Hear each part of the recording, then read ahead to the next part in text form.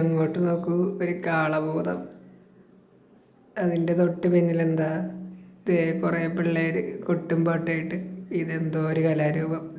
തലയിൽ മത്തങ്ങ വെച്ച കോമാളി, കുതിരപ്പുറത്ത് മീശയില്ലാത്ത ആട്, അത് കുതിരപ്പുറത്ത് മീശ വെച്ച ആട്, കരകാട്ടം, ബാൻഡ് സെറ്റ്, യക്ഷിപ്പല്ല്.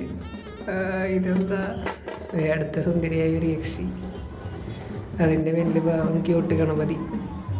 അതിൻ്റെ പിന്നിൽ പള്ളിപ്പെരുന്നാളിൻ്റെ ബാൻഡ് സെറ്റിൻ്റെ ടീം. ഇതെന്ത് തയ്യ ഒരു സഞ്ചരിക്കാതെ വണ്ടിയിൽ ഒരാളും വേണ്ടും പാട്ടും പാടിക്കൊണ്ട് പോകുന്നു. ഇത് വിനായക ചതുർത്ഥി ഇവിടെ കഴിഞ്ഞിട്ടില്ല. എത്രാമത്തെ ദിവസമാണെന്ന് എനിക്കറിഞ്ഞൂടെ.